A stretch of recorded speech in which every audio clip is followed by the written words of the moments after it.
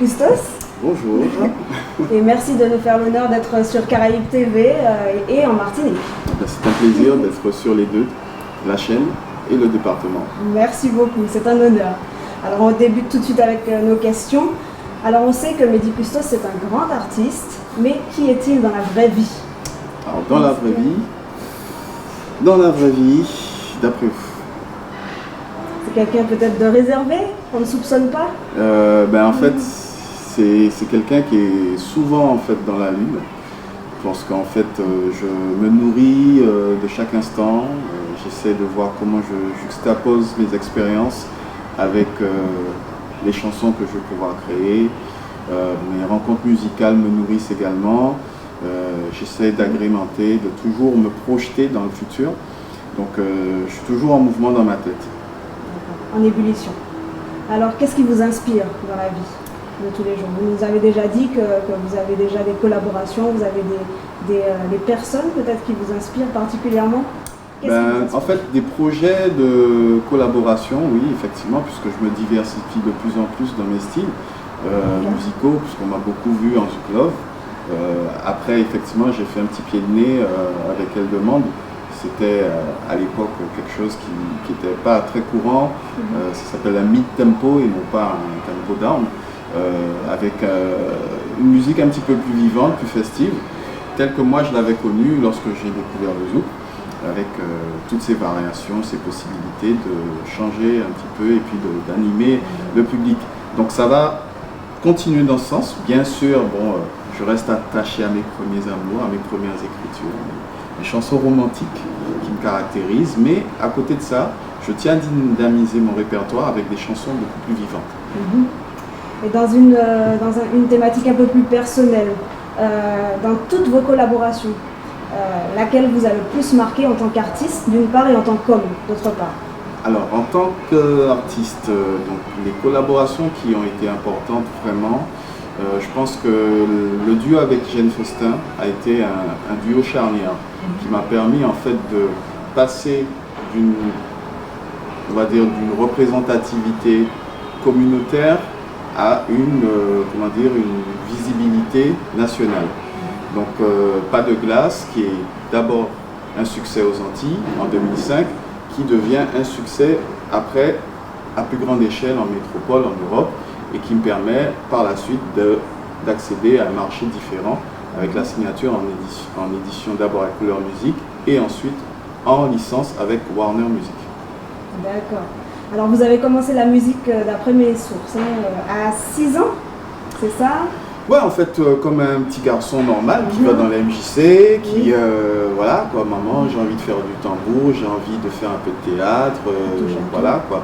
Ce sont les loisirs de base, en fait, lorsqu'on est enfant. On se retrouve dans des ateliers où on ne sait pas trop ce qu'on veut, mais en tout cas, on est content d'être là parce qu'on apprend des choses. Et j'ai appris les rudiments du broca à cette période, vers l'âge de 6 ans. Comme tous les enfants qui se retrouvent dans les MJC en fait. Voilà. D'accord. Donc après une carrière déjà bien remplie, surtout en matière de Zouk Love, puisque vous en avez déjà parlé, vous collaborez sur un titre broca.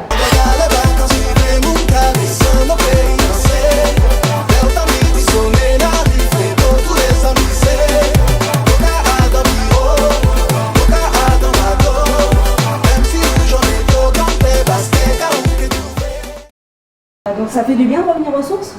En fait, ça fait du bien de les mettre en avant, puisque je n'ai jamais quitté les sources. D'ailleurs, je n'aurais pas pu faire cette chanson si j'avais pas eu justement ce parcours avec la source. Ceux qui sont proches de moi ont pu détecter justement des atomes crochus avec Jonimi, avec Eric Negrite, avec également... mais avant tout ça, avant justement d'arriver à cette collaboration avec M. Sadik et Eric Negrite, il y a un parcours de producteur qui produit Eric Negrite, donc du Kouka, qui également fait les chœurs de Matete Accra, Jonimi, il y a ça, et il y a également d'autres expériences, notamment avec Café, un artiste qu'on ne présente plus dans la Caraïbe, qui justement propose une musique évolutive, mais basée sur les rythmes du broca. Donc toutes ces expériences en fait en off, qui qui m'ont permis de découvrir en profondeur mon patrimoine musical à travers le Croca sont enfin mises en avant sur un titre et ça me tenait vraiment à cœur de le faire. D'ailleurs, Café m'avait dit, un jour tu feras un titre de Croca ou bien tu chanteras une chanson qui s'apparente au Croca.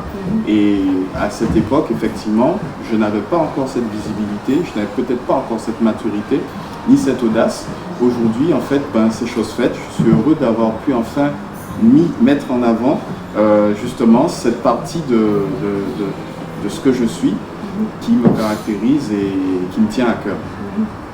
Avec tous les titres que vous avez interprétés, notamment Tant pis, Franc jeu, Mediva, quelle est votre définition du Zouk Love?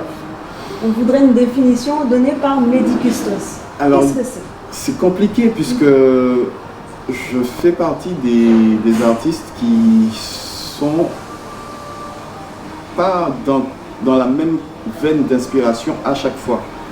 Je fais l'inventaire moi-même des fois de ma musique et je vois qu'il y a un style Pépa oublié. Passe-moi Pépa, oublié, passe-moi Pépa, donne-moi Pépa, oublié, donne-moi Pépa, passe-moi Pépa, oublié, passe-moi Pépa, donne-moi Pépa, oublié, donne-moi Pépa.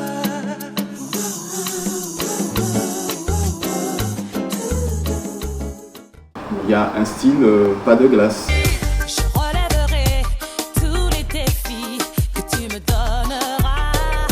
Et j'inventerai mille folies. Tu ne résisteras pas, non, non. Je sais que tu ne resteras pas de glace. Qui est plus R&B. Il y a aussi un style plus variété française, comme des chansons comme Tant de nous, des chansons comme Si, qui ont carrément en fait des sillons différents et qui font partie justement des choses que j'ai envie de mettre en avant, qui sont différentes mais qui ont comme dénominateur commun justement. Voilà. Mais à côté de ça, il y a aussi Elle demande. Si tu parles au DJ, mix-moi. Elles sont en beauté ce soir, car elles espèrent un rencard avec celui qu'elles vont trouver mignon ou qu'importe. À côté de ça, il y a aussi Mediva. À côté de ça, il y a vraiment différents styles que j'explore, toujours avec des thématiques proches de l'amour, mais des veines d'inspiration différentes. Donc c'est compliqué à définir.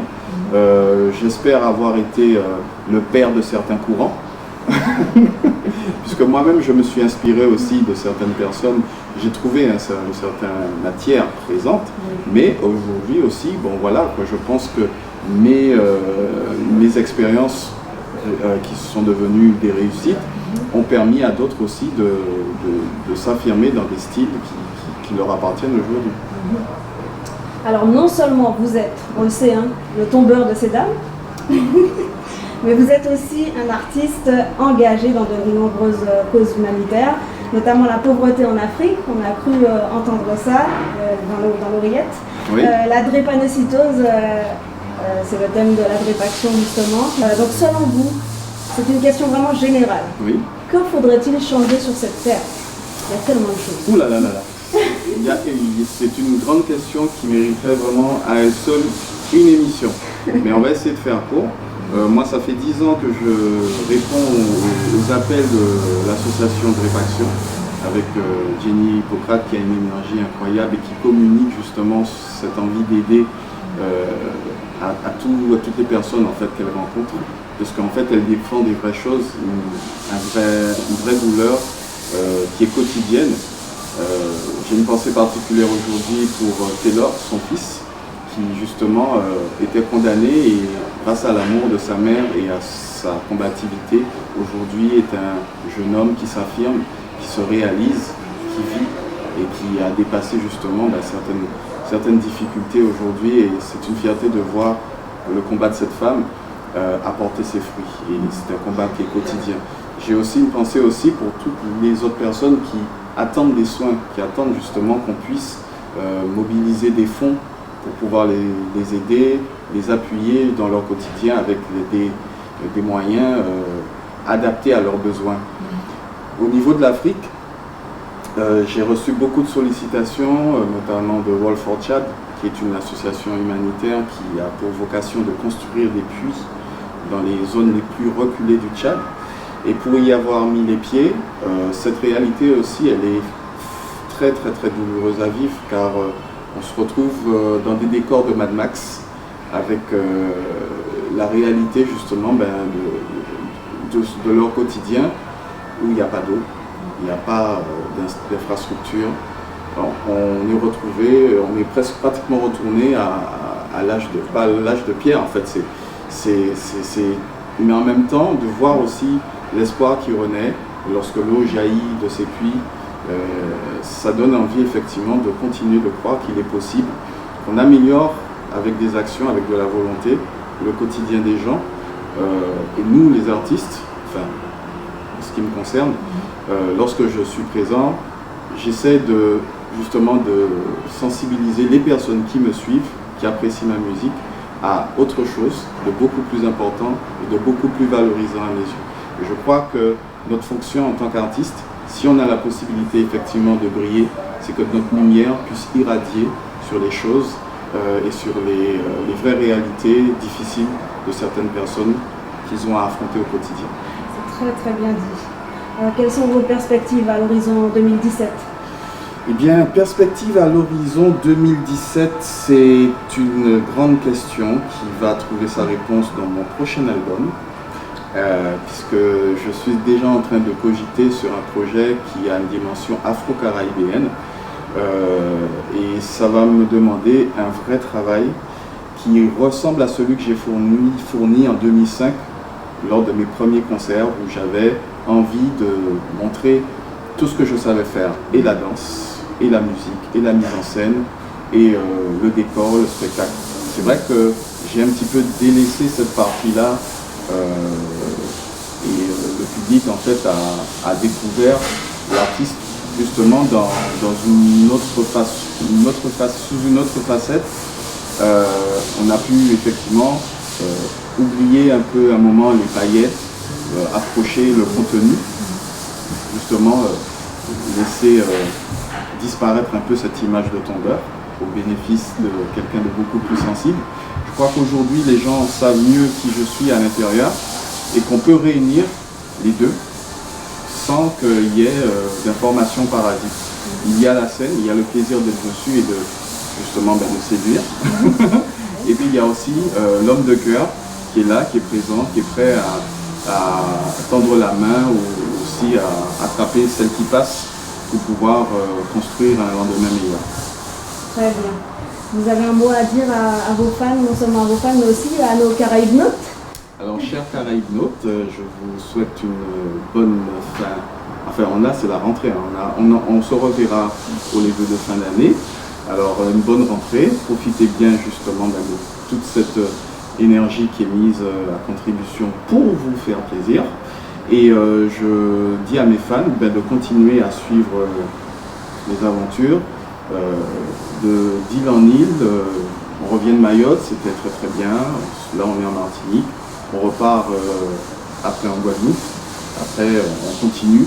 Donc voilà, c'est une histoire qui continue avec une énergie nouvelle qui se nourrit de choses qui sont justement dont on a parlé aujourd'hui et qui vont m'accompagner toute l'année 2017. Merci beaucoup, Eddie Christos. Merci à vous.